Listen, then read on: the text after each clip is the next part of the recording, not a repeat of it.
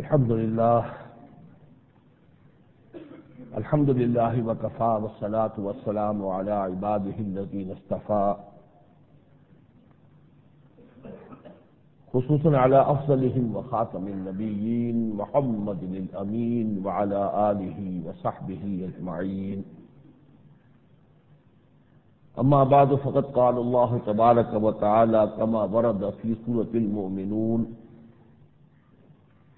اعوذ باللہ من الشیطان الرجیم بسم اللہ الرحمن الرحیم وَلَقَدْ خَلَقْنَا الْإِنسَانَ مِنْ صُلَالَةٍ مِّنْ طِينٍ ثُمَّ جَعَلْنَاهُ نُطْفَةً فِي قَرَارٍ مَّكِينٍ ثُمَّ خَلَقْنَا النُّطْفَةَ عَلَقَةً فَخَلَقْنَا الْعَلَقَةَ مُضْغَةً فَخَلَقْنَا الْمُضْغَةَ عِظَامًا فَكَسَوْنَا الْعِظَامَ لَحْمًا ثم انشأناه خلقا آخر فتبارك الله احسن الخالقين. وقال عز وجل كما ورد في سورة الأعراف: ولقد ذرأنا لجهنم كثيرا من الجن والإنس لهم قلوب لا يفقهون بها ولهم أعين لا يبصرون بها ولهم آذان لا يسمعون بها أولئك كالأنعام بل هم أضل. وقال عز وجل كما ورد في سورة الحشر: ولا تكونوا كالذين نسوا الله فأنساهم أنفسهم أولئك هم الفاسقون. وقال عز وجل كما ورد في سورة المؤمن أو سورة الغافر: ربنا أمتنا اثنتين وأحييتنا اثنتين فاعترفنا بذنوبنا فهل إلى خروج من سبيل. صدق الله العظيم. وعن عبد الله بن مسعود رضي الله تعالى عنه قال: حدثنا رسول الله صلى الله عليه وسلم وهو الصادق المصدوق فقال: إن أحدكم يجمع خلقه في بطن أمه 40 يوما نطفة ثم تكون علقة مثل ذلك ثم يكون مضغة مثل ذلك ثم يرسل إليه الملك فينفخ فيه الروح. متفق عليه.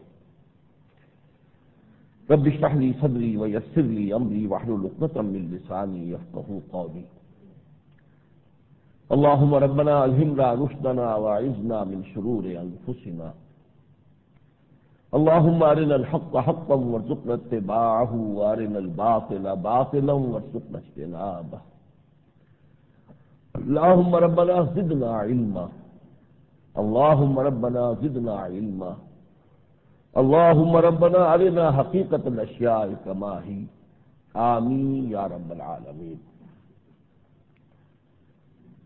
اخباری اعلان آپ حضرات کی نظروں سے گزر چکا ہوگا کہ آج مجھے حقیقت انسان اور حقیقت حیات انسانی کے بارے میں گفتگو کرنی ہے. مسئلہ پیچیدہ بھی ہے، مشکل بھی ہے، اور واقعتاً اس کا تعلق فلسفہ اور حکمت کی بہت بلند سطح سے ہے. لیکن میرے نزدیک دور حاضر کا اصل المیہ یہ ہے کہ یہ حقائق انسان کی نگاہ سے بالکل منہ پوش ہو چکے. اس سے قبل یہ کہ کسی نہ کسی درجے میں ان حقائق کا شعور تھا، کچھ ادراک تھا، چاہے یہ معلوم نہ ہو کہ اس کے دلائل کیا ہیں، قرآن میں یہ مضمون کس طور سے آیا ہے. کچھ حقائق پر انسان کا اجمالی ایمان اور یقین موجود تھا. آج اصل میں ان چیزوں سے انسان نہ صرف یہ کہ بے بہرا ہو چکا ہے بلکہ اعلیٰ علمی سطح پر اس کی نفی کرتا ہے. اور اس نفی کی وجہ سے اور جدید جو کچھ فلسفے مغرب میں پیدا ہوئے ان کی وجہ سے آج انسان ذہناً اپنے آپ کو محض حیوان سمجھتا ہے، بالفاظ دیگر وہ شرف انسانیت سے مستعفی ہو چکا ہے. تو یہ پس منظر ہے جس میں آج ہم یہ گفتگو کر رہے ہیں. اس کا تعلق خاص رمضان مبارک سے یہ ہے کہ میں نے پچھلے جمعے میں جو حدیث بیان کی تھی کہ تمام عبادات اور نیک اعمال کا اجر جو ہے وہ 10 سے لے کر اور 100 گنا تک انسان کو مل جائے گا الا الصوم. اللہ فرماتا فإنہ لی وأنا أجزی بہ یا أنا أجزی بہ، سوائے روزے کے کہ وہ خاص میرے لیے ہے، میں خود اس کا بدلہ دوں گا یا میں خود ہی اس کا بدلہ ہوں. یہ بعد میں بات واضح ہو جائے گی کہ اصل میں اس کا تعلق اسی حقیقت انسان سے ہے. میں اس گفتگو کا آغاز کر رہا ہوں لسان العصر اکبر الہ آبادی کے 2 اشعار سے، جس سے وہ تضاد سامنے آ جائے گا کہ حقیقت انسان کے بارے میں خود انسانوں نے کس قدر مختلف ہی نہیں بلکہ متضاد خیالات کا اظہار کیا. اکبر الہ آبادی کہتے ہیں کہا منصور نے خدا ہوں میں انا الحق، اسی لیے پھانسی چڑھ گیا. ڈارون بولا بزنا ہوں میں، ڈارون نے یہ کہا میں تو بندر ہوں، یعنی بندر کی تھوڑی سی ارتقاء یافتہ شکل. چمپنزی گوریلا بس اس سے تھوڑا سا اور آگے، جیسے گدھے سے گھوڑا تھوڑا سا آگے ہے، گدھا کورس اینیمل ہے، گھوڑا ریفائنڈ ہے، تمکنت والا ہے، بس اتنا ہی فرق ہے چمپنزی میں اور گوریلا میں انسان.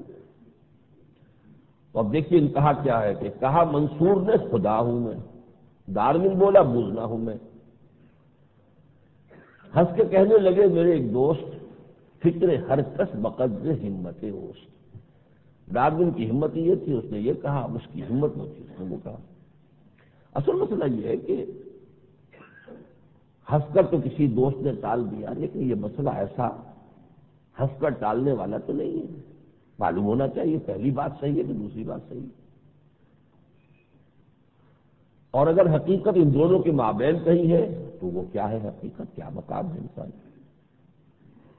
اور اگر دونوں باتیں صحیح ہیں تو کس اعتبار سے. یہ منطق کے طور پر یہ سوالات ابھرتے ہیں.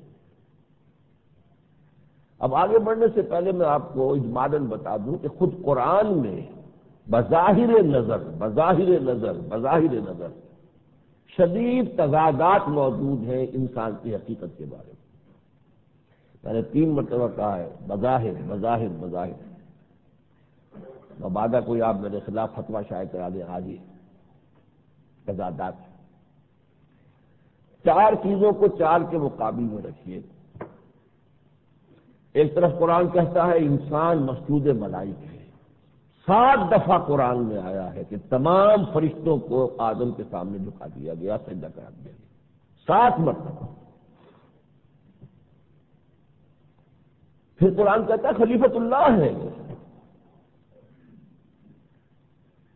پھر کہتا ہے خلقتہ بیدی، میں نے اسے اپنے دونوں ہاتھوں سے بنایا ہے. پھر کہتا ہے وَلَقَدْ كَرَّمْنَا بَنِي آدَمَ وَحَمَلْنَاهُمْ فِي الْبَرِّ وَالْبَحْرِ وَرَزَقْنَاهُم مِّنَ الطَّيِّبَاتِ وَفَضَّلْنَاهُمْ عَلَىٰ كَثِيرٍ مِّمَّنْ خَلَقْنَا تَفْضِيلًا. یہ عظمت ہے، کوئی انتہا ہے. لیکن دوسری طرف إِنَّهُ كَانَ ظَلُومًا جَهُولًا، سورہ احزاب. بہت ناانصاف، ظالم اور جاہل ہے. اب کانا کا استعمال ہوتے ہیں، صحیح ہے یا تھا، 2 ترجمے ہوں گے. لیکن مثبت طور پہ کہا خلق الانسان ضعیفا، سورہ نساء میں انسان کمزور پیدا کیا گیا.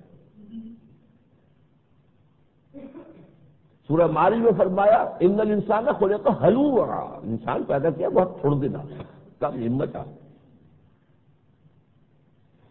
کہیں فرمایا خلق الانسان من عجل، انسان تو جلد بازی سے پیدا کیا. جلد بازی تو اس کی فرشتوں میں تضاد ہے کہ نہیں. ایک صورت میں البتہ قرآن مجید نے اپنے استعداد کو ریزالو کیا ایک جگہ لا کر. تضاد ہے پھر بھی ہے، اس کا رشتہ واضح کر دیا ہے.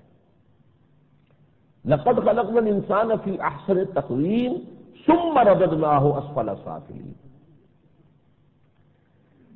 ہم نے انسان کو پیدا کیا تھا بہترین حساب پر. یہ تو ہو گئی وہ 4 باتیں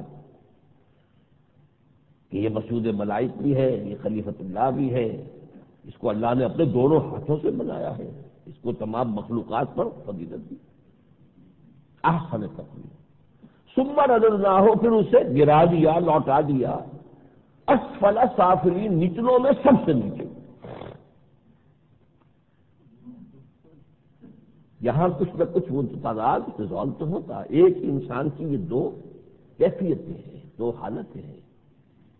ایک کیفیت اور حالت میں وہ مخلوق ملائک ہے، خلیفۃ اللہ ہے، اشرف المخلوقات ہے۔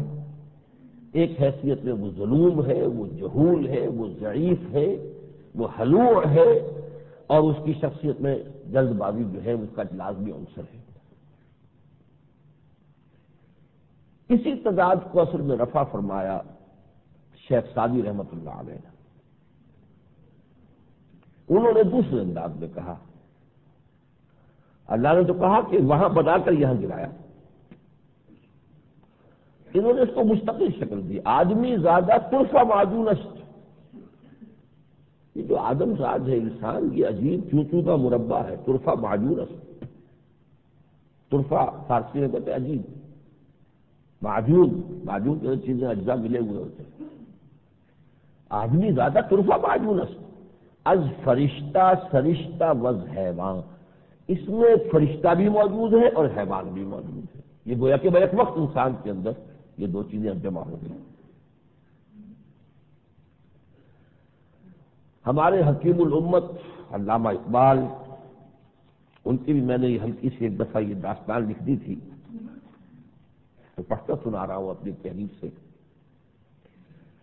عہد حاضر میں انسان کے وجود کے جس داخلی تضاد کو اپنے مخصوص مزاحیہ انداز میں واضح کیا لسان العصر اکبر الہ آبادی نے کہ کہا منصور میں خدا ہوں میں، ڈاروین بولا موزدہ ہوں میں، ہنس کے کہنے لگے میرے ایک دوست، فکر ہر کس وقت رہی مت اوست۔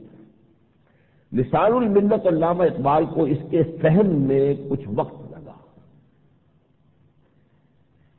ظاہر بات ہے انسان تھے، کوئی نبی تو نہیں تھے کوئی، اور جب انسان بالکل عنفوان شباب ہی سے کچھ کہنا شروع کر دے، ایک تو وہ ہے کہ جو آدمی پختہ ہو چکا ہو، سوچ سمجھ چکا ہو، فکری مراحل طے کر چکا ہو، جس کو وہ خود کہتے ہیں کہ خرد کی گتھیاں سلجھا چکا میں، میرے مولا مجھے صاحب جنوں کر۔ اگر تو ایک آدمی اسٹیج پر پہنچ کر بات کرے گا تو وہ تو میچور ہوگی، لیکن جب ایک شاعر اور شاعر شروع کر دے گا اپنی نوجوانی سے، تو وہ ارتقاء کے مراحل طے کرے گا اپنے فکر کی طرف سے آتے ہیں۔ آج ہندوستان میں بڑا شور مچتا ہے، علامہ اقبال کا وہ جو ترانہ ہندی ہے اس کو بہت الاپا جاتا ہے، ہندی ہے ہم وطن ہے سارا جہاں ہمارا، ہاں ہندی ہے ہم وطن ہے ہندوستان ہمارا، لیکن یہ کہ اس کے بعد مسلم ہے ہم وطن ہے سارا جہاں ہمارا، اب یہاں سے لے کے وہاں تک بڑا فصل ہے۔ اسی طرح علامہ اقبال کو انسان کی حقیقت کے سمجھنے میں تدریجاً جو بھی مراحل سے گزرنا پڑا ہے، ابتدا تو انہیں انسان کا صرف خاکی وجود ہی نظر آیا، انسان کے نوری وجود کی انہوں نے نفی کر دی۔ وہ تو فکر ہی بالکل غلط ہے۔ کہتے ہیں عمل سے زندگی بنتی ہے جنت بھی جہنم بھی، یہ فکرہ تو صحیح ہے، دوسرا بالکل 100% درست ہے۔ یہ خاکی اپنی فطرت میں نہ نوری ہے نہ ناری ہے، یہ تو بڑی غلط بات ہے۔ نور کا ایلیمنٹ تو انسان میں ہے، وہ ہم تفصیل سے بعد میں آپ کو بتائیں گے۔ ہاں ناری نہیں ہے۔ میں نے اور بھی علامہ کے بعد اشعار میں ترمیم کی ہے، اور مجھے امید ہے میں جب ملاقات ہوگی تو انشاءاللہ وہ تحسین فرمائیں گے میری جو تصحیح ہے اس کی۔ میں نے اس دوسرے مصرے کو یوں کیا ہے کہ آدم اپنی خلقت میں تو خاکی بھی ہے نوری بھی۔ آدم کی خلقت کے دو اجزاء ہیں، خاکی اور نوری۔ البتہ پہلا مصرع ٹھیک ہے کہ عمل سے زندگی بنتی ہے جنت بھی جہنم بھی، یہ کہ آدم اپنی خلقت میں تو نوری بھی ہے خاکی بھی ہے، خاکی بھی ہے نوری بھی۔ بہرحال لیکن بعد میں تدریجاً حقیقت منکشف ہوتی چلی گئی علامہ پر، چنانچہ بال جبریل میں فرماتے ہیں خاکی و نوری نہاد بندہ مولا صفات. یہ انسان خاکی بھی ہے لیکن نوری بھی ہے. اب آ گئے یہاں وہ نوری کی نفی نکال دی نا. خاکی و نوری نہاد بندہ مولا صفات، ہر دو جہاں سے غنی اس کا دل بے نیاز. اللہ کے قریب پہنچا دیا ہے. ہر دو جہاں سے غنی اس کا دل بے نیاز. یہ کس کی شان ہے؟ اللہ ولی علی العالمین، تمام جہانوں سے بے نیاز اور بے پرواہ تو اللہ کے ساتھ ہے. لیکن یہ کہ اب عظمت انسان کچھ منکشف ہوئی ہے. کوئی ہے تعلق قرب ہے انسان کا ذات باری تعالیٰ کے ساتھ. خاکی و نوری نہاد بندہ مولا صفات، ہر دو جہاں سے غنی اس کا دل بے نیاز. اور آخر کار نہ صرف یہ کہ وہ اس قطعی اور حقیقی تک پہنچ گئے کہ ہماری اصل ذات یا انا یا خودی تو ہے ہی خالصتاً نوری نسل. نقطہ نوری کے نام او خودی، زیر خاک ما شرار زندگی. اب یہ نوری کا حصہ جو ہے کس طرح مثبت ہو کر آ گیا. نقطہ نوری کے نام او خودی، زیر خاک ما شرار زندگی. اس کے دوسرے مصرع میں غلطی ہے. زندگی کا شرارہ جو ہے اس نور سے نہیں ہے. یہ میں بات میں واضح کروں، یہ مصرع ابھی ثانی جو ہے غلط ہے. زندگی اور شے ہے اور وہ نوری عنصر بالکل دوسری شے ہے. بلکہ اس حقیقت کو بھی علامہ پھر پا گئے کہ ہماری ہستی کا یہ نورانی عنصر دراصل نور خدا ہی کی ایک تجلی ہے ذوق تجلی بھی اسی خاک میں پنہا. غافل تو میرا صاحب ادراک نہیں ہے. ادراک جو ہے وہ پیسو عمل ہوتا ہے. کوئی چیز سامنے آئی میری آنکھ نے اس کا ادراک کر لیا، کوئی آواز آئی میرے کان نے اس کا ادراک کر لیا. یہ پیسو عمل ہے، اس میں آدمی کی ایکٹیویٹی نہیں ہے. تجلی ایکٹیو ہے، آگے بڑھ کر روشن ہونا. اور یہ لفظ صرف اللہ کے لیے استعمال ہوا قرآن میں. فلما تجلی ربہ للجبل جعلہ دکا وخر موسیٰ صعقا. جب اللہ نے اپنی تجلی اس پہاڑ پر ڈالی تو وہ پہاڑ جو ہے دب گیا، ریزہ ریزہ ہو گیا اور موسیٰ بے ہوش ہو کر گر گیا. تو ہے ذوق تجلی بھی اس خاک میں کچھ شے ہے جو روشن ہونا چاہتی ہے، آگے بڑھ کر روشن ہے، روشن کرنا چاہتی ہے.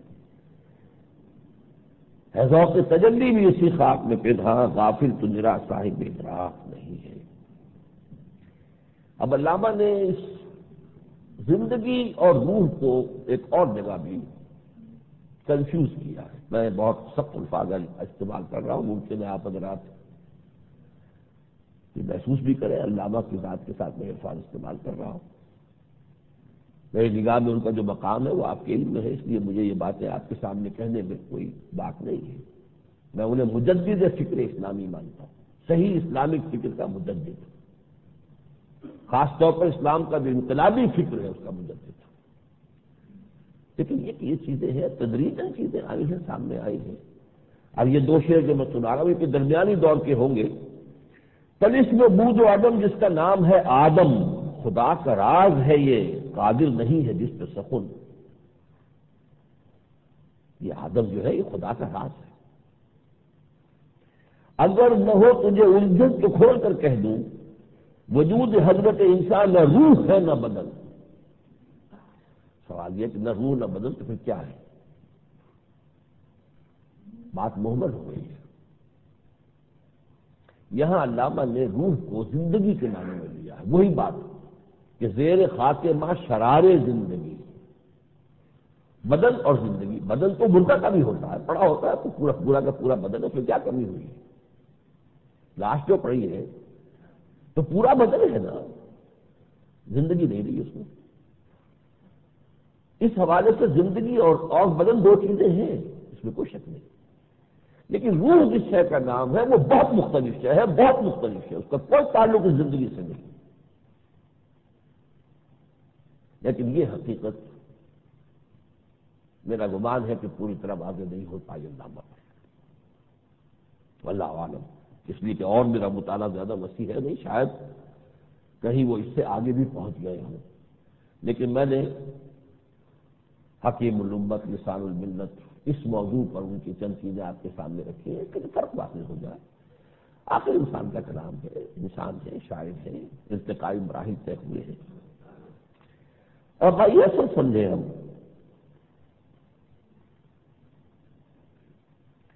اقبال کے حوالے سے ایک بات اور نوٹ کیجیے، اور یہ وہ واقعہ جو سید نذیر نیازی مرحوم نے ہمیں سنایا تھا اپنے ایک لیکچر میں، پھر ہم نے اسے شائع بھی کر دیا، چھپتا ہے وہ میرے اقبال الحمد نامی کتاب جو ہے اس میں، اس کو بھی ہم نے شائع کیا ہوا۔ قرآن کانفرنس میں چونکہ پڑھا تھا انہوں نے مقالہ، ورنہ گم ہو جاتی وہ شے۔ انہوں نے کہا کہ میں نے ایک دو علامہ اقبال سے یہ پوچھا کہ لوگ کہتے ہیں کہ آپ کا جو فلسفہ خودی ہے، کوئی کہتا ہے نیٹشے سے اس کا تعلق ہے، کوئی کہتا ہے برگسا سے ہے، کوئی کہتا ہے فلاں سے ہے، آپ خود کیوں نہیں بتاتے کہاں سے آپ نے یہ جو ہے فلسفہ خودی لیا؟ کہنے لگے آپ کل آ جائیے فلاں وقت پر، پھر میں آپ کو بتاؤں گا، لکھوا دوں گا، ڈکٹیٹ کرا دوں گا۔ تو کہنے میں خوشی سے پورا نہیں سمجھایا کہ یہ حکیم دانا فلسفی شاعر قوم یہ مجھے یہ اعزاز بخش رہا ہے کہ مجھے ڈکٹیٹ کرائے گا۔ اگلے روز عین وقت پر پینسل لے کر کاغذ لے کر میں پہنچ گیا کافی، کہنے لگے ذرا سے قرآن اٹھا لو۔ ان کا کہ میرا تو اوش تو اسی وقت پڑ گئی کہ یہ قرآن، یہ میں فلسفہ پوچھ رہا تھا کہ نیٹشے کا ہے کہ برگسا کا ہے، کس سے لیا آپ نے؟ یہ تو قرآن مجھے پڑھانے لگے۔ کہاں نکالو ذرا سورہ حشر کی آیت، وَلَا تَكُونُوا كَالَّذِينَ نَسُوا اللَّهَ فَأَنسَاهُمْ أَنفُسَهُمْ أُولَٰئِكَ هُمُ الْفَاسِقُونَ۔ ان لوگوں کے مانند نہ ہو جانا جنہوں نے اپنے آپ کو بھلا، جنہوں نے اللہ کو بھلا دیا تو اللہ نے انہیں اپنے آپ سے غافل کر دیا، اور وہی لوگ فاسق ہیں، فاجر ہیں، سرکش ہیں۔ یہ اپنے آپ سے غافل کر دیا کیا معنی دار؟ جو خدا کو بھولے ہوئے وہ اپنے آپ سے غافل ہے، اپنے جسم سے غافل ہے، کس چیز سے غافل ہے؟ جسمانی تقاضوں سے غافل ہے، کس چیز سے غافل ہے؟ ان کا جسم ان کے سامنے، ان کے تقاضے ان کے سامنے، کھانے پینے کے لیے صبح سے شام تک بھاگ دوڑ ہو رہی ہے، ذرا سی تکلیف ہو جائے تو ڈاکٹروں کے چکر لگ رہے ہیں، انویسٹیگیشن پہ ہزاروں روپیہ خرچ ہو رہا ہے، تو کہاں ہے وہ غفلت اپنے آپ سے؟ انگلی میں تھوڑی سی پھنسی نکل آئے، ساری رات جو ہے آدمی سوتا نہیں ہے، دانت میں درد ہو رہا ہو تو آدمی سو نہیں سکتا، تو غافل تو نہیں اپنے آپ سے، کس چیز سے غافل ہے؟ معلوم ہوا اس جسمانی وجود اور حیوانی وجود کے علاوہ کوئی وجود انسان کا ہے جس سے وہ غافل ہو جاتا۔ اب بات کھلی ہے، یہاں کھلی ہے قرآن سے،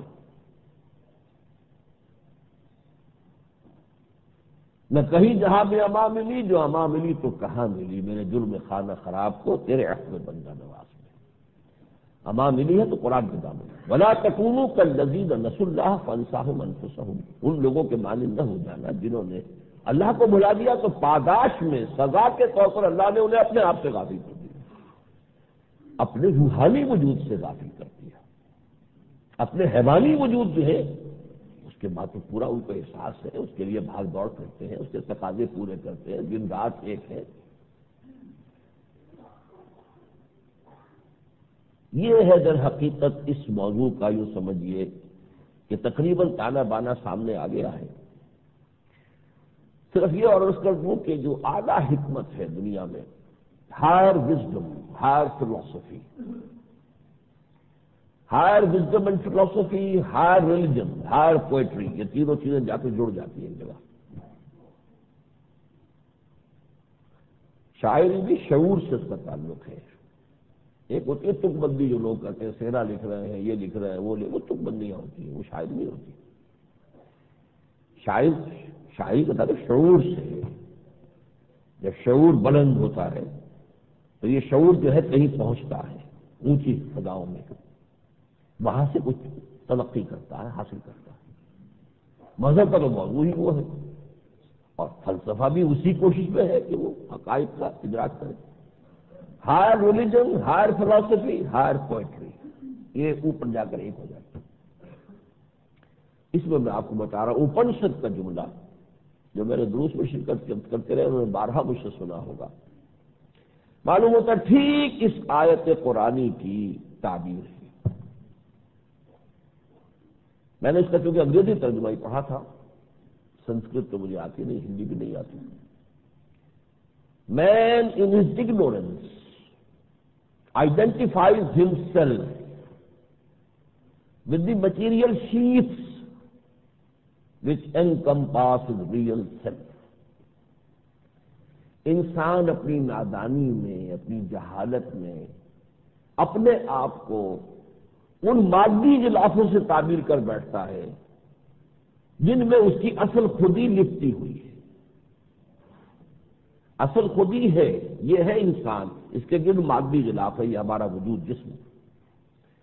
خولناکم، قرآن نے بھی یہ لفظ استعمال کیا، خولناکم وترکتم ما خولناکم وراء ظہورکم، یہ بھی جسم اور پھر اس کے آگے ہمارا مکان ہے مادی، یہ مادی دنیا کے دائرے ہیں ہمارے گرد، خول ہیں جن کے اندر ہم ہیں، ہمارا فیملی سٹرکچر ہے، یہ بھی ایک خول ہے۔ لیکن پہلا خول جو ہے وہ یہ ہے، تو انسان اپنی حماقت میں اس جسم کو سمجھ بیٹھتا ہے یہ میں ہوں۔ نہیں نہیں، یہ تم نہیں ہو، تم تو ایک اور معنوی حقیقت ہو جو اس خول میں لپٹی ہوئی ہے۔ گاہ میری نگاہ تیز چیر گہی دلے وجود، اگر تمہاری نگاہ اس خول کو چیر کر اصل حقیقت کو نہیں دیکھتی تو وَلَا تَكُونُوا كَالَّذِينَ نَسُوا اللَّهَ فَأَنسَاهُمْ أَنفُسَهُمْ، اس کائنات کے مادی خولوں کو چیر کر اللہ کی ذات کو دیکھو، اپنے وجود حیوانی کے خول کو چیر کر اپنی اصل حقیقت کو سمجھو۔ وہ یہ کہ تمہاری اصل حقیقت ایک روحانی وجود ہے۔ اب میں یہاں ذرا قرآن مجید کی آیات، میرا خیال ہے کہ میں بعد میں ان کو اس پہ جوڑ دوں گا، اس پورے اپنے جو بھی نقشہ میرے سامنے ہے، لیکن پہلے یہ کہ آج کل ایک بڑا اہم موضوع ہے جو فزکس کا جو ہائیسٹ لیول ہے اس پر چل رہا ہے۔ یہ کائنات کیسے وجود میں آئی؟ Creation of the universe, theories of the creation of universe. اس سے بہت پہلے چل رہا تھا مسئلہ انسان کیسے وجود میں آیا، وہ ایوولوشن وغیرہ کے مسئلے۔ ان تمام چیزوں کو جوڑ کر اور قرآن مجید کے نور سے استفادہ کرتے ہوئے تخلیق کا عمل جو نظر آتا ہے وہ کیا ہے؟ یہ میرا خیال آج صبح جب میں نوٹ بنا رہا تھا تو خیال تھا کہ میں اسے ایک ڈائیگرام کی شکل میں بنا کر تاکہ وہ آسانی سے سمجھ میں آئے۔ دیکھیے، ذات باری تعالی جل جلالہ عم نوالہ، اس کا ایک حکم تھا کن۔ اس امر کن نے ایک لطیف اور خنک نور کی شکل اختیار کر لی۔ یہ لطیف میں حرارت نہیں تھی، خنک لطیف، اور یہ کل ہی کا ظہور تھا اسی اللہ کے امر کن میں۔ اب اندازہ کیجئے، میں نے کہا کن تو میری کوئی انرجی خرچ ہوئی کہ نہیں؟ اللہ نے جب فرمایا کن تو اللہ کی ذات کا، اس کی انرجی کا ایک حصہ اس کن کی شکل میں ظہور میں آیا اور اس نے ایک خنک نور کی شکل اختیار کی۔ اس نور سے پیدا کیے گئے فرشتے اور انسانی ارواح۔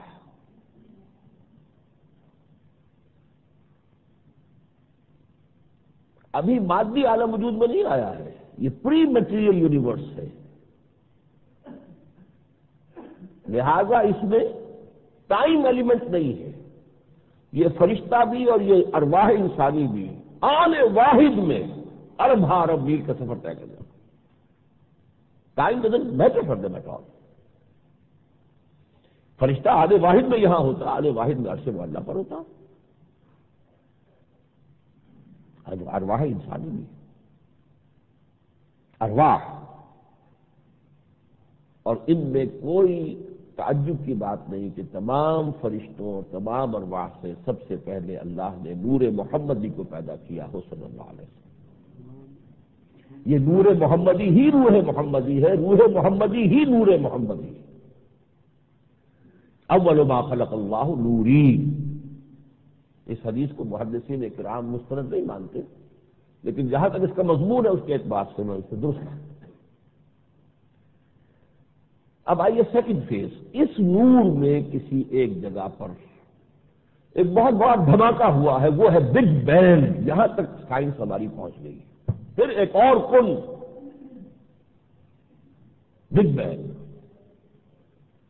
اس سے اسی نور کے اندر ایسی ایجیٹیشن ہوئی ہے اس کے ایک حصے کے اندر، پورے نور میں نہیں، کہ اس سے بہت زبردست جو ہے حرارت اور ویلوسٹی، سپیڈ، حرکت اور حرارت کا یوں سمجھیے کہ ایسا طوفان وجود میں آیا ہے۔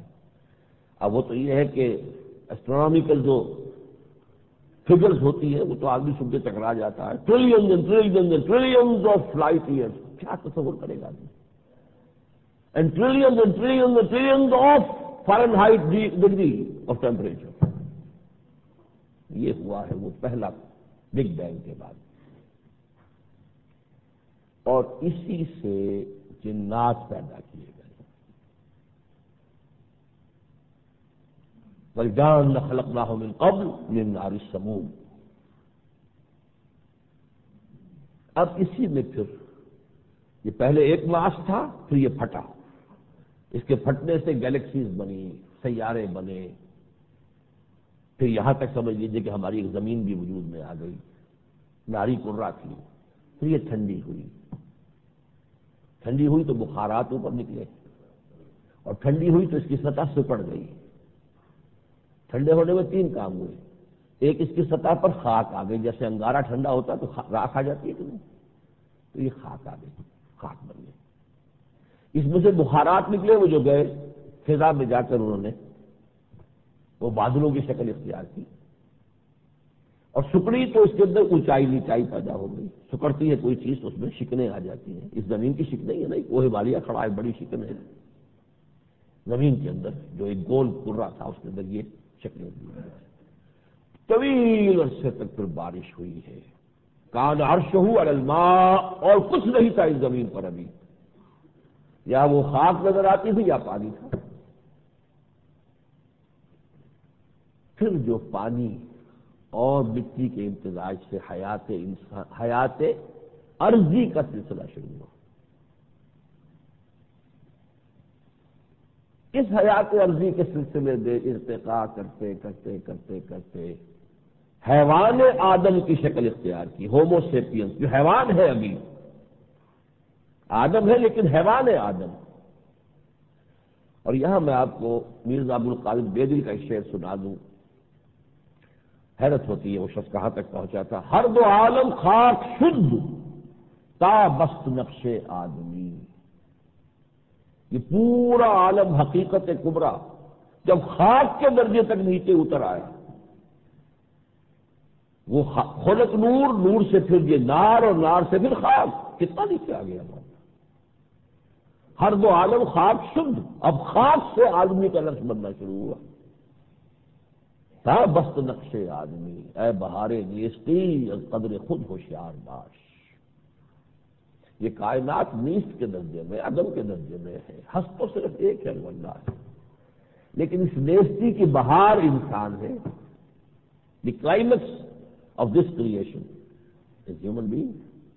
اے بہار نیستی، انسان سے مخاطب ہو کر کہہ رہے ہیں، از قدر خود ہوشیار باش، اپنی قدر کو سمجھو، تمہیں وجود میں لانے کے لیے کائنات نے کتنا تنزل اختیار کیا ہے۔ یہاں سے ارتقاء پا کر جب وہ ایک حیولہ آدم کا تیار ہو گیا، اب وہ روح آدم اس کولڈ سٹوریج میں جہاں وہ تھی، جو پہلے پیدا کی گئی تھی، جنات سے مقدم ملائکہ کی ہم پلہ، وہ لا کر آدم میں پھونکی گئی، اور آدم کا مرکب وجود جو ہے وہ بن کر سامنے آ گیا۔ اس کا ایک حیوانی وجود ہے، جسم جمع زندگی، زندگی کو اس سے علیحدہ نہ کیجیے۔ اب بڑا حیوان ہے، اس میں جسم بھی ہے، جان بھی ہے، بلی کتا حیوان ہے، اس میں جسم بھی ہے، جان بھی ہے، درختوں کے پتے یہ بھی ان میں بھی حیات ہے، ان کا ایک وجود ہے، اس میں جان بھی ہے۔ تو جسم جمع حیات یہ خاکی ہے، اسی لیے میں نے کہا کہ علامہ نے وہاں روح کیوں زندگی کے معنی میں استعمال کیا، صحیح نہیں کیا۔ وہ روح تو وہ ہے وہ جس کو خود کہہ رہے ہیں نقطۂ نوری کے نام او خودی، لیکن اس کو زندگی سے تعبیر کرنا درست نہیں ہے۔ زیر خاک ماں شرارے زندگی، زندگی تو حیوان میں بھی ہے، زندگی کتے میں، بلے میں، کس میں نہیں ہے؟ وہ ہے روحانی وجود بالکل علیحدہ، اور وہ مستقل وجود ہے، مکمل وجود ہے، خود مکمل وجود ہے۔ ان دونوں وجودوں کو جوڑ دیا گیا ہے۔ یہ ہم نہیں کہہ سکتے کیسے جوڑ دیا۔ اگر کوئی مجھ پر اعتراض کرے تو میں کہوں گا پہلے یہ بتاؤ کہ جان کو کیسے جوڑا ہوا ہے جسم سے، تو بتا سکتا؟ جان زندگی کے کس عضو سے متعلق ہے؟ کچھ پتا نہیں۔ کوئی آج تک ہمیں وہ پلگ معلوم نہیں ہے کہ اس کو سوئچ آن کرنے سے زندگی ہو جائے، آف کرنے سے موت ہو جائے، معلوم نہیں۔ ہمیں تو یہ بھی معلوم نہیں وہ کون سا پلگ ہے کہ جس کو آف کر دے تو آدمی سو جائے، اور اگر اس کو آن کر دے تو جاگ جائے۔ کوئی پورے جسم میں کہیں نہیں ہے، پورے دماغ کی اناٹومی ہو گئی ہے، مائکروسکوپک ہو گئی ہے، سب کچھ ہی ہو گیا۔ لہذا وما اوتیتم من العلم الا قلیلا، بعض جگہوں پر آ کر ہمیں کہنا پڑے گا نہیں جانتے ہیں، واللہ اعلم۔ جوڑا کیسے ہے یہ ہم نہیں جانتے، البتہ یہ ہمیں بتا دیا قرآن نے اس روح کا مسکن ہمارا قلب ہے۔ وہ روح دیکھتی بھی ہے، وہ روح سنتی بھی ہے، وہ روح سوچتی بھی ہے۔ یہ ہمارے اس حیوانی وجود کا سوچنے کا آلہ یہ ہے، دیکھنے کا آلہ یہ ہے، سننے کا آلہ یہ ہے حیوانی وجود، اور یہ حیوانات میں بھی ہے۔ کیا کتا نہیں سوچتا؟ کتا سڑک پار کر رہا تھا، دیکھا گاڑی آ رہی، پیچھے آ گیا فوراً، اس نے دیکھا، آبزرو کیا، سوچا، محسوس کیا کہ خطرہ ہے اور واپس ہو گیا۔ یہی تو پروسیس ہے سارا، مینٹل پروسیس کہتے ہیں۔ میں نے تو آپ کو شاید یاد بھی ہو، میری آبزرویشن تھی، باقاعدہ میں نے کیا تھا اتنے بار۔ ایک کیڑا تھا، جیسے وہ سیگمنٹڈ کیڑے ہوتے ہیں، ان پہ رواں ہوتا ہے کافی، ان کے بارے میں یہ ہوتا ہے کہ جسم میں لگ جائے تو خارش بڑی شدید ہو جاتی ہے، وہ ایک طرف کو جا رہا تھا۔ میں نے اس کے آگے ایک تنکا رکھ دیا، اس نے محسوس کیا رکاوٹ ہو گئی ہے، میرے راستے میں اپنا رخ موڑ لیا۔ میں نے پھر رکھ دیا تنکا، دوسری مرتبہ بھی موڑ لیا رخ، پھر رکھا، تیسری مرتبہ بھی موڑ لیا رخ، چوتھی مرتبہ رکھا تو اب اس تنکے کے اوپر سے گزرا۔ پرسپشن بھی ہے، تھنکنگ پروسیس ہے، یہ نتیجہ نکال لیا ہے کہ یہ تو چیز پیچھا نہیں چھوڑ رہی، مجھے تو اب اس کے اوپر سے گزرنا ہوگا۔ یہی پروسیس ہے، مینٹل پروسیس ہے کس کو؟ یہ ساری چیز ہاں ہمارا اونچا ہو گیا ہے، تو ظاہر بات ہے ایولیوشن میں جو جتنا آگے گیا اتنی ہی یہ فیکلٹیز ڈیولپ ہو رہی ہے۔ تو حیوانی اعتبار سے بھی وہ فیکلٹیز ہمارے اندر تمام حیوانوں سے برتر ہیں، اگرچہ بعض فیکلٹیز میں ہم نیچے چلے گئے ہیں۔ ہماری بینائی ہم بہت سے حیوانات کی بینائی ہم سے بہت زیادہ ہے۔ ایسے حیوانات بھی جو اندھیرے میں بھی دیکھتے ہیں، ہمیں تو محتاج ہیں، بالکل اندھیرے میں دیکھ بھی نہیں سکتے۔ بہت سے حیوانات کا سماعت ہم سے بہت آگے، سوار میں کچھ سنا بھی نہیں ہوتا، اور گھوڑے کے کان کھڑے ہو جاتے ہیں، بالکل اینٹینا جو ہے بن کر اس کا وہ کھڑا ہو جاتا ہے کہ آواز ہے، کہ بات گڑبڑ ہے، اور سوار اپنے گھوڑے کے کان دے کر پتہ کرتا ہے کہ کوئی خطرہ ہے، بینائی ہو۔ اور یہ جو ہے سونگنے کی صلاحیت یہ تو حیوانات میں اتنی ہے، اسی سے ڈیسائیڈ کرتے ہیں ہمارے کھانے کی چیز ہے کہ نہیں ہے۔ کتا سونگتا جاتا ہے ہر جگہ، سونگتا ہر وقت سونگ رہا ہے، اس کی جو سب سے بڑی جو سورس آف انفارمیشن ہے اس کی اسمیل ہے۔ تو یہ باہر نکلنے کا موضوع ہو جائے گا، لیکن یہ بات اب واضح ہوئی، لقد خلقنا الانسان فی احسن تقویم، فرشتوں کی سطح پر، بلکہ اس سے بھی برتر، حضور تو برتر ہے نا، اور آدم بھی برتر تھے، تبھی تو فرشتوں کو جھکا دیا گیا، فرشتوں سے بھی برتر، احسن تقویم، لقد خلقنا الانسان فی احسن تقویم ثم رددنا، وہ انسان اصل ہے، وہ روحانی حیوان انسان ہے، پھر اسے لا کر گرا کر ڈالا کہاں ہے؟ آدم خاکی کے پیکر میں۔ یہ ہے وہ بات کہ لقد خلقنا الانسان فی احسن تقویم ثم رددناہ اسفل سافلین، یعنی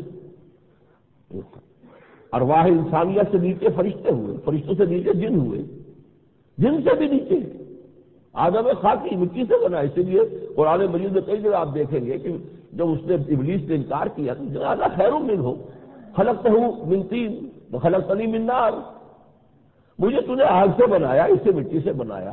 وہ روح کو دیکھ ہی نہیں سکتا تھا، اس لیے کہ روح کا تو اس کے پاس گزر ہی نہیں. لیکن آدم بن رہا ہے، اس کو تو وہ دیکھ رہا ہے نا، آدم بن رہا ہے، وہ تو خاک سے بن رہا ہے، اس لیے کہ وہ پہلے بنا دیے گئے تھے. یہ قرآن مجید تو صراحت سے جنات کی جو ہے پہلے ہوئی ہے، وہ ناری کروں سے ہوئی ہے، جبکہ ابھی کوئی خاصی کرہ تھا ہی نہیں. وہ تو کوئی کرہ ٹھنڈا ہوا، اس کے اوپر خاک آئی، راکھ آئی، پھر سلوٹیں پڑی، پھر اسی کے بخارات اوپر گئے، فضا بنی، وہاں سے بارش ہوئی، سمندر وجود میں آئے، اور سمندر اور ساحل کے اوپر دلدلی جو معاملہ ہوا کہ وہ مٹی اور پانی ابھی ان کا میل ہے، ابھی ہٹ گیا، پانی آ گیا اور پھر ہٹ گیا، پھر آنے یہ جو کنٹینیوس اس کا ہے ایک معاملہ، اس سے اس میں فرمنٹیشن پیدا ہوئی اور وہاں سے حیات کا آغاز ہوا. حیات خاکی یا حیات دنیاوی. اس نے ارتقا پا کر ایک اعلیٰ ترین شکل پر پہنچ کر حیات خاکی کی بلند ترین صورت ہومو سیپین، انسان کا حیولہ، اور اس میں وہ شے لا کر اصل آدم اس پنجرے میں بند کر دیا گیا. تو پنجرا ہے، کہاں روح کی جولانیاں، کہاں روح کے اندر پوٹینشل قوتیں، کہاں اس کی حرکت آنے واحد میں یہاں سے عرش تک، کہاں یہ اس پنجرے میں آ کر حضور نے اس لیے فرمایا دنیا سجن المومن و جنت الکافر. یہ تو مومن کے لیے تو قید خانہ ہے، جس کی روح بیدار ہو جاتی ہے اسے قید خانہ معلوم ہوتا ہے. روح تو پرواز کرنا چاہتی ہے، کل شیء یرجع الی اصلہ، وہ تو اپنے اصل کی طرف جانا چاہتی ہے. اب بات واضح ہو گئی. یہ تعلق اللہ کے ساتھ اس روح کا اتنا قریبی ہے، اللہ کو پہچانو گے تو روح کو بھی پہچان لو گے، روح کو پہچانو گے تو اللہ کو پہچان لو گے. یہ لازم و ملزوم ہے. اللہ کو نہیں پہچانو گے روح کو بھی نہیں پہچانو گے، روح کو نہیں پہچانو گے اللہ کو بھی نہیں پہچانو گے. یہ جو میں نے تھیورم جو ہے یہ نظریہ دونوں طرف سے پیش کر دیا، کانورس دونوں، حدیث میں ایک آ گیا ہے، من عرف نفسہ فقد عرف ربہ. جو اپنی حقیقت کو پہچان لے گا وہ اللہ کو بھی پہچان لے گا. اگر اپنی حقیقت کو نہیں پہچانو گے، اپنے آپ کو حیوان سمجھو گے تو اللہ کو کیا پہچانو گے؟ اپنی عظمت کو جانو، اپنی خودی پہچان او غافل افغان، اپنی خودی پہچان او غافل انسان. یہ ہے حقیقت انسان. اب دیکھیے میں چاہتا ہوں کہ آیات قرآنی کے حوالے سے آپ کے سامنے یہ مسئلہ واضح کروں. وَلَا تَكُونُوا كَالَّذِينَ نَسُوا اللَّهَ فَأَنسَاهُمْ أَنفُسَهُمْ، یہ تو بات واضح ہو گئی. وَلَقَدْ ذَرَأْنَا لِجَهَنَّمَ كَثِيرًا مِنَ الْجِنِّ وَالْإِنسِ. اللہ تعالیٰ فرماتے ہیں کہ ہم نے جہنم ہی کے لیے بہت سے انسان اور جن پیدا کیے، اس کا بھی تو پیٹ بھرنا ہے نا ہمیں. وہ انسان کون ہے؟ لَهُمْ قُلُوبٌ لَا يَفْقَهُونَ بِهَا، ان کے دل ہیں تو صحیح، ہم نے روح تو ان میں بھی پھونکی تھی، اس روح سے سوچنے کا کام نہیں لیتے، صرف کس سے سوچتے ہیں. لہم اعین لا یبصرون بها، ان کے دل میں بھی آنکھ رکھی تھی، روح کی آنکھ، اس سے تو دیکھتے ہی نہیں، وہ صرف اس آنکھ سے دیکھتے ہیں. ولہم آذان لا یسمعون بها، دل میں بھی ہم نے کان رکھے تھے، اس سے نہیں سنتے، صرف اس کان سے سنتے ہیں.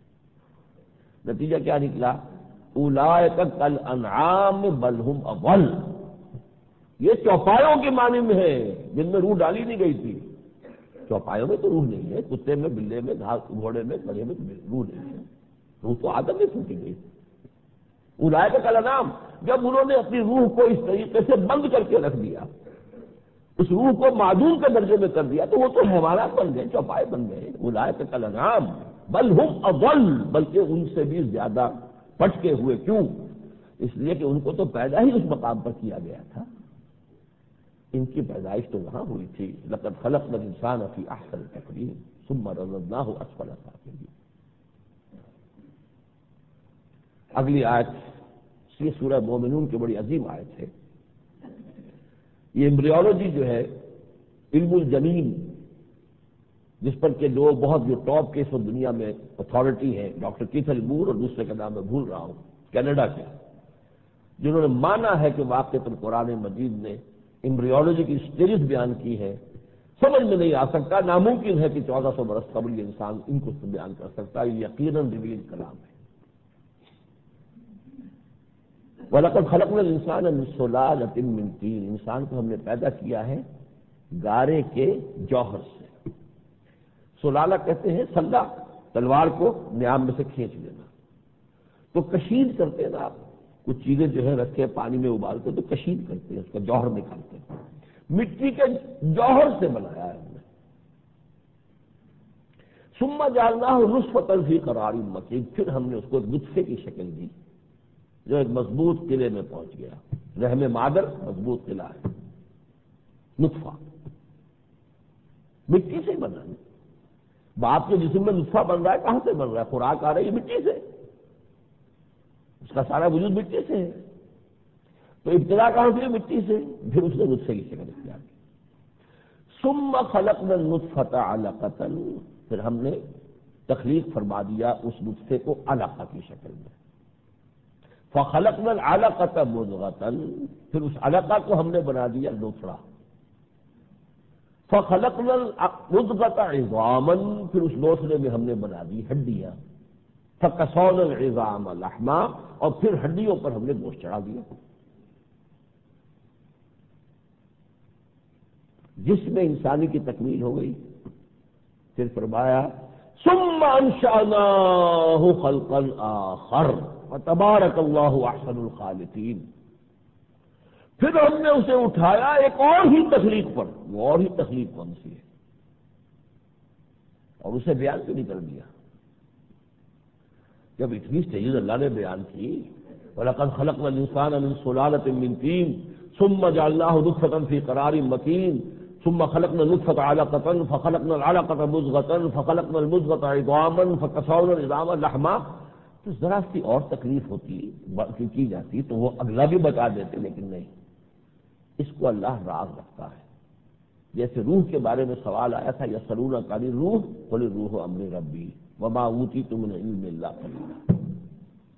اے نبی، یہ آپ سے روح کے بارے میں پوچھ رہے ہیں، کہہ دیجیے کہ روح میرے رب کا امر ہے اور تمہیں علم دیا گیا ہے بس تھوڑا سا۔ آپ کو اپنی لمیٹیشن جاننی چاہیے کہ اس سے آگے آپ نے کھڑے ہوئے، لیکن اسی قرآن نے جو کچھ سمجھا دیا ہے اور حدیث نے جس طریقے سے واضح کر دی وہ میں آپ کو بتا دیتا ہوں۔ ٹوٹل بات تو سمجھ میں نہیں آ سکتی، یعنی اس تخلیق میں کہ جو مٹی سے بنا، پھر نطفہ بنا، پھر علقہ بنا، پھر مضغہ بنا، پھر ہڈیاں، پھر اس پر لحم آیا، اس تخلیق کی کوئی اور ڈائمنشن ہے، ایبسولوٹلی انذر ڈائمنشن۔ ثم انشأناہ، اور نشا اٹھانا، پھر ہم نے اسے اٹھایا ہے اٹھان پر، ایک نئی اٹھان پر۔ ثم انشأناہ خلقا آخر، ایک اور ہی تخلیق، وہ کیا ہے؟ اب وہ حدیث میں سنیے، عن عبداللہ ابن مسعود رضی اللہ عنہ، اور یہ متفق علیہ روایت ہے بخاری اور مسلم دونوں کی۔ عن عبداللہ ابن مسعود قال حدثنا رسول اللہ صلی اللہ علیہ وسلم، وہ فرماتے ہیں کہ ہمیں بتایا اللہ کے رسول نے صلی اللہ علیہ وسلم، وہو صادق المصدوق۔ اور یہ حدیث نوٹ کیجئے کہ کیوں کہنے کی ضرورت پیش آ رہی ہے حضرت عبداللہ ابن مسعود کو، وہ سچے ہیں، حضور سچے ہیں، اور ان کی سچائی پر اللہ نے گواہی دی ہے۔ اس لیے کہ بات ہی ایسی ہے کہ اس میں تھوڑا سا انسان کا ذہن رکے گا، اگر وہ یہ ذہن میں نہ رکھے یہ کس کا قول ہے، یہ محمد رسول اللہ کا قول ہے، تو ماننا پڑے گا، وہ صادق المصدوق۔ کیا فرمایا حضور نے؟ ان احدکم یجمع خلقہ فی بطن امہ 40 یوما نطفۃ، تم میں سے ہر ایک انسان کی تخلیق اس کے رحم مادر میں ابتدا میں ہوتی ہے 40 دن نطفے کی شکل میں۔ ثم یکون علقۃ مثل ذلک، پھر اتنی ہی مدت اس کو علقہ کی شکل میں گزرتی ہے۔ ثم یکون مضغۃ مثل ذلک، پھر اتنی ہی مدت اسے مضغے کی شکل میں گزرتی ہے۔ ثم یرسل الملک، پھر یہ 4 مہینے کے بعد پھر فرشتہ بھیجا جاتا ہے، فَيَنْفَخُ فِيهِ الرُّوحُ، اور وہ اس میں روح پھونکتا ہے۔ اب اس روح کو اگر کوئی زندگی سمجھے گا تو اس سے بڑا احمق کوئی نہیں۔ اس سے پہلی کی سٹیجز کیا ہے؟ وہ مردہ کی ہے، وہ تو جو جرثومہ آیا ہے مرد کے مادہ منویہ میں جو جرثومہ ہے وہ بھی زندہ ہے، عورت کا جو بیضہ ہے وہ بھی زندہ ہے، دونوں نے مل کر زائگوٹ بنایا نطفۃ امشاج، وہ بھی زندہ ہے۔ ارے زندہ تو ہے یہ سب، لیکن وہ روح اور شے ہے جو اب آ کر پھونکی گئی ہے۔ کروڑوں سال میں جو سفر طے ہوا تھا اس امیبا سے لے کر اور آدم تک، اس کی پوری داستان 9 مہینے میں رحم مادر میں آ جاتی ہے، اس کا خلاصہ ہے۔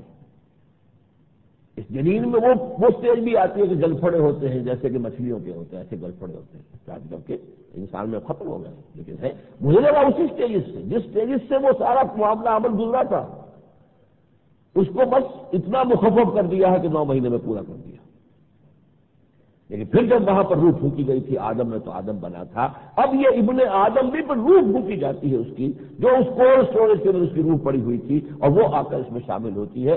اب یہ آدمی بنتا ہے، اس سے پہلے یہ صرف حیوانی ایک جسم تھا، اس کا وجود تھا، آدم نہیں تھا۔ اس حدیث نے اس پورے مسئلے کو بالکل کھول کر واضح کر دیا۔ اب آخری بات، وقت بہت کم رہ گیا ہے۔ قرآن مجید میں آج ہمیں پڑھنی ہے انشاءاللہ سورہ غافر بھی، جو ہمارا چل رہا ہے بیان القرآن کا سلسلہ، اس میں ایک بات آئی ہے بڑی عجیب۔ جہنمی یہ فریاد کریں گے، جہنم میں جو لوگ پہنچیں گے، قالوا ربنا امتنا اثنتین واحییتنا اثنتین فاعترفنا بذنوبنا فهل الى خروج من سبیل۔ پروردگار تو نے ہمیں 2 مرتبہ مارا، 2 مرتبہ زندہ کیا، تو اب یہاں سے نکلنے کا بھی کوئی راستہ ہے؟ یعنی اگر تو ایک ہی مسئلہ ہوتا تو ٹھیک تھا، یہ تو کافی اوپر نیچے ہوئے ہم اس سے پہلے۔ یہ آیت جو ہے میں حیران ہوں، بالکل مفسرین کی نگاہ سے اوجھل گئی۔ اسی کے مضمون کی سورہ بقرہ کے شروع میں ہے، کیف تکفرون باللہ وکنتم امواتا فاحیاکم ثم یمیتکم ثم یحییکم ثم الیہ ترجعون۔ اب اس سے انسانی زندگی کا جو سامنے نقشہ آتا ہے، 3 زندگیاں ہیں ہماری، 2 نہیں۔ 2 تو ہم جانتے ہیں، دنیاوی اور اخروی، یہ تو معلوم ہے نا، نہیں 3 ہیں، اور ان تینوں کے درمیان 2 موتیں حائل ہیں، اور موت معدوم ہونے کا نام نہیں ہے۔ چیز تو ہوتی ہے، مردہ ہو گئی، لاش پڑی ہے مردہ ہے، معدوم تو نہیں ہو گئی نا۔ ہماری تخلیق اول ہوئی ارواح کی شکل میں، وہ ہماری پہلی زندگی تھی عالم ارواح میں، اس میں ہم سے عہد لیا گیا تھا الست بربکم قالوا بلی، پہلی زندگی۔ پھر ہمیں سلا دیا گیا یا کولڈ سٹوریج میں ڈال دیا گیا، جب باری آئے گی تمہاری 10,000 برس بعد آئے، 8,000 برس بعد آئے، تب تمہیں جگا کر اور پھر جا کے تمہاری رحم مادر کے اندر جو بھی تمہارے لیے جسم تیار ہو چکا ہوگا اس میں ڈال دیں۔ یہ پہلی موت ہو گئی، سو گئے۔ اب وہ مرحلہ آ گیا رحم مادر میں، حیولہ میرا تیار ہو گیا، وہ لا کر یہاں شامل کر کے پھر مجھے جگا دیا۔ یہ پہلا احیاء ہو گیا، پہلا اماتہ روح کو جب سلا دیا، پہلا احیاء جبکہ وہ روح جسم میں داخل کر کے اور یہاں آنکھ کھل گئی۔ اے تازہ باردان بساط ہوائے دل، اس کے بعد یہاں موت آئے گی، یہ دوسرا اماتہ ہو گیا، عالم برزخ میں ہم رہیں گے۔ پھر یہ احیاء ہوگا، وہ دوسرا احیاء ہو گیا، پھر جو زندگی ہوگی وہ تیسری زندگی۔ اگر یہ مفہوم نہ ہو تو اس آیت کے معنی سمجھ میں نہیں آ سکتے۔ ربنا امتنا اثنتین، 2 مرتبہ مارا پورے ہیں، واحییتنا اثنتین، اور یہ عمل ہے، اماتہ مارنا، احیاء زندہ کرنا۔ ربنا امتنا اثنتین واحییتنا اثنتین فاعترفنا بذنوبنا، پروردگار ہم اپنے گناہوں کا اعتراف کرتے ہیں، فہل الی خروج من سبیل، کوئی تیسرا اماتہ آ جائے، موت آ جائے کاش کہ ہمیں، نہیں، موت مانگیں گے موت نہیں آئے گی، مانگیں گے، لا تدعوا ثبورا واحدا ودعوا ثبورا کثیرا، ایک موت نہ مانگو، بہت سی موتیں مانگو، موت نہیں آئے گی۔ موت ہر جانب سے آتی ہوئی نظر آئے گی نہیں، یہ تو بٹن ہے، یہ زندگی دائمی ہے۔ تو کتنی زندگیاں؟ 3۔ ایک خالص عالم ارواح کی زندگی تھی، اس میں جسم نہیں تھا۔ پھر ایک زندگی ہوئی جس میں جسم اور روح ساتھ آ گئے، یہ روحانی وجود، یہ ہمارا حیوانی وجود۔ اس کا منبع ذات خداوندی، اس کا منبع عرضی، خاک عرضی۔ تیسری زندگی پھر ہمیں ایک نیا بدن ملے گا عالم آخرہ کی، اور پھر وہ زندگی ہوگی طویل۔ یہ ہے حیات انسانی کا دوام، جس کو اقبال پھر کہتا ہے برطرز اندیشہ سود و زیاں ہے زندگی، ہے کبھی جاں اور کبھی تسلیم جاں ہے زندگی۔ اس شعر کو بھی اکثر لوگ نہیں سمجھتے، تسلیم جاں کا مطلب کیا ہے؟ برطرز اندیشہ سود و زیاں ہے زندگی، یہ نفع نقصان سے بالاترش ہے یہ زندگی۔ یہ نفع نقصان دنیا کا، زندگی اس سے بہت بالاترش ہے کبھی جاں اور کبھی تسلیم جاں، کبھی جان دے دینا زندگی ہے، یہ شہداء کی زندگی ہے۔ وَلَا تَقُولُوا لِمَن يُقْتَلُ فِي سَبِيلِ اللَّهِ أَمْوَاتٌ بَلْ أَحْيَاءٌ وَلَٰكِن لَّا تَشْعُرُونَ۔ ہے کبھی جاں ہے کبھی تسلیم جاں ہے زندگی۔ تو اسے پیمانہ امروز و فردا سے نہ ناپ، یہ کیا تم نے دن اور سال اور 60 سال 70 سال ایسے، ارے یہ نہیں، تو اسے پیمانہ امروز و فردا سے نہ ناپ، جاوداں پہم جواں ہر دم جواں ہے زندگی۔ یہ زندگی کا تو کوئی تسلسل ہی نہیں، اس کی تو کوئی اختتام ہی نہیں۔ تیری جو ابتدا نہیں میری بھی انتہا نہیں، اقبال نے اللہ تعالیٰ کی بھی آنکھوں میں آنکھیں ڈال کے کہا ہے، تیری جو ابتدا نہیں میری بھی انتہا نہیں، میری بھی زندگی جو ہے بنی ہے خلود۔ ان دو زندگیوں کے درمیان میں سے یہ جو ایک زندگی ہمیں درمیان میں دو موتوں کے درمیان دی ہے، اس کو کہا ہے سورہ ملک میں خلق الموت والحیات، کیوں؟ لیبلوکم ایکم احسن عملا۔ یہ امتحانی وقفہ ہے، یہ زندگی جس میں تم جانچے جا رہے ہیں۔ پروو یور ورتھ، ثابت کرو تم جنت کے حقدار ہو یا جہنم کا ایندھن بننے کے حقدار ہو۔ اس لیے اس نظم کا آخری شعر کیا ہے؟ الزم ہستی سے تو ابھرا ہے مانند حباب، اس نیا خانے میں تیرا امتحان ہے زندگی۔ خلق الموت والحیات لیبلوکم ایکم احسن